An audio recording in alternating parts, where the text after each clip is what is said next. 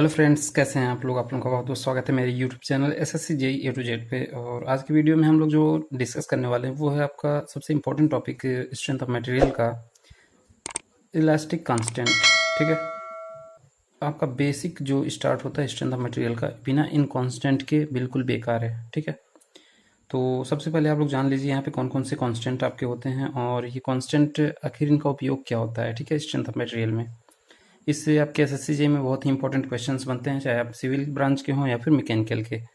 तो यहाँ पे सबसे पहले हम लोग यहाँ पे क्या करते हैं, स्ट्रेस ऑफ इलास्टिक कांस्टेंट का उपयोग करते हैं stress strain relationship find out करने के लिए। ठीक है, सेकंड जो इसका उपयोग होता है वो स्ट्रेन को कैलकुलेट करते हैं हम थ्योरेटिकली। मान लीजिए हमको स्ट्रेस पता है तो हम थ्योरेटिकली जो है इसको कैलकुलेट कर सकते हैं किस तरीके से। और यहाँ पे हम लोग यहाँ पे पूरे स्ट्रेंथ ऑफ मटेरियल में केवल 4 ही इलास्टिक कांस्टेंट डिस्कस करने वाले हैं। सबसे पहले आपका होता है Young's modulus of elasticity, second आपका होता है modulus of rigidity G, third जो आपका होता है म्यू जिसको हम कहते हैं पॉइजन्स रेशियो, और फोर्थ जो आपका होता है ये होता है आपका बल्क मॉडुलस, इसको हम डिनोट करते हैं के से। तो पूरे स्ट्रेंथ ऑफ मटेरियल में ये 4 कांस्टेंट आपके बहुत ही इंपॉर्टेंट होने वाले हैं। ठीक है, जिसमें आपका यंग्स मॉडुलस ऑफ इलास्टिसिटी क्या होता है, is the ratio of E is equal to normal stress divide by normal strain. ठीक है, सिग्मा बाई एप्सिलॉन इसका फॉर्मूला होता है। यहीं पे अगर हम बात करें modulus of rigidity G is equal to क्या होता है आपका, ये होता है shear stress tau upon shear strain. ठीक है, ये होता है जी। यहीं पे हम बात करें अगर म्यू की क्या फार्मूला होता है, तो ये म्यू आपका होता है पॉइजन्स रेशियो और ये होता है माइनस ऑफ lateral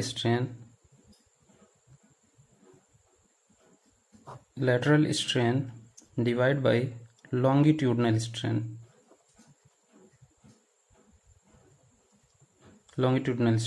ठीक है, अब आपका बचता है के जिसको हम क्या कहते हैं बल्क मॉडुलस ऑफ इलास्टिसिटी। तो ये होता है आपका direct stress divide bye volumetric strain. अब यहाँ पे वॉल्यूमेट्रिक स्ट्रेन आपका क्या होता है डेल्टा वी बाई वी। ठीक है, तो ये 4 कांस्टेंट आपके यहाँ पे बहुत इंपॉर्टेंट होने वाले हैं और नाम तो आप लोगों को पता ही चल गया। ई जो है आपका यंग्स मॉडुलस ऑफ इलास्टिसिटी, जी जो है आपका मॉडुलस ऑफ रिजिडिटी, म्यू आपका होता है पॉइजन्स रेशियो और के जो होता है आपका ये बल्क मॉडुलस होता है। ठीक है, अब हम लोग यहाँ पे सबसे इंपॉर्टेंट जो इनमें रिलेशन होता है अक्सर एग्जाम में आपको पूछा जाता है इन चारों में जो है क्या रिलेशन होता है। ठीक है, तो सबसे पहले सिंपल रिलेशन जो आपका ये होता है E is equal to 2g 1 plus mu. ठीक है, सेकंड रिलेशन जो पूछा जाता है एग्जाम में E is equal to 3k 1 minus 2 mu. ठीक है, और एक थर्ड रिलेशन जो आपका पूछा जाता है E is equal to 9k into G divide by 3k plus G. ठीक है, इन 3 रिलेशन पे आपके अक्सर एग्जाम में क्वेश्चंस बनते हैं। ठीक है, और अगर आप लोग ये याद रख लेते हैं तो इनमें से आपको क्या दे देता है, कभी क्या ई की वैल्यू दे देता है, जी की वैल्यू दे देता है। ठीक है, यंग्स मॉडुलस ऑफ इलास्टिसिटी की वैल्यू दे देता है और मॉडुलस ऑफ रिजिडिटी की वैल्यू दे देता है।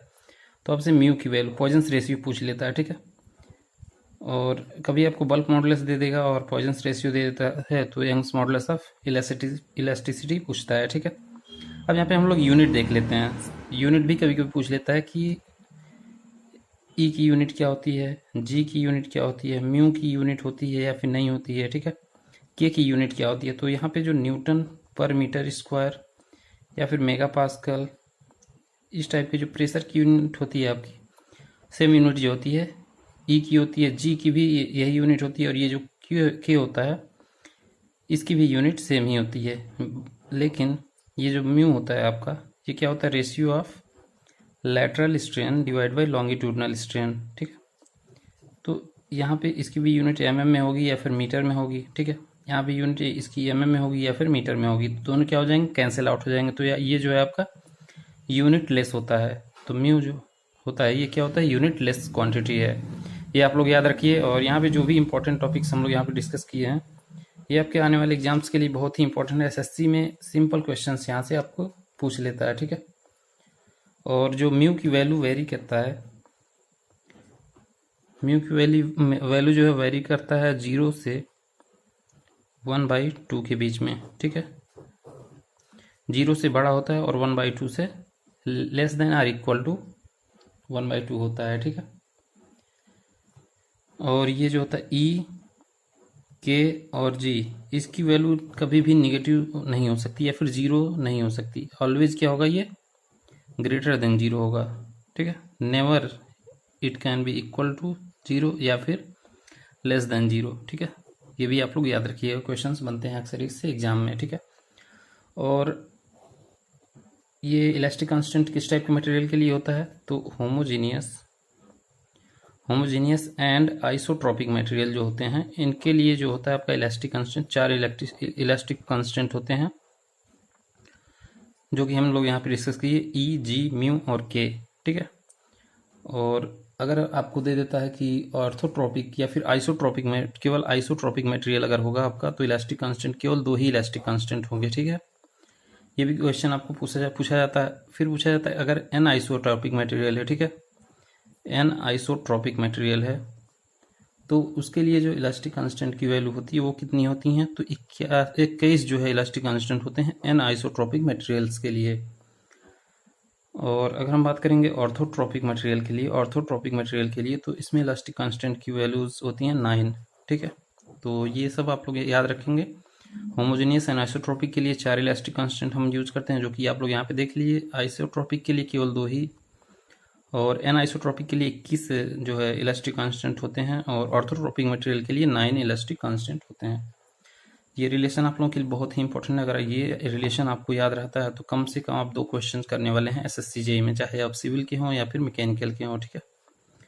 बहुत ही इंपॉर्टेंट ये जो है फॉर्मूले हैं। तो आज की वीडियो में इतना ही रखते हैं। नेक्स्ट वीडियो में हम लोग कोई दूसरा ही इंपॉर्टेंट टॉपिक डिस्कस करेंगे, जो कि आप लोगों के लिए बहुत ही इंपॉर्टेंट होगा। और ऐसे ही इंपॉर्टेंट वीडियोज़ के लिए यूट्यूब चैनल को जरूर सब्सक्राइब करें। Thank you.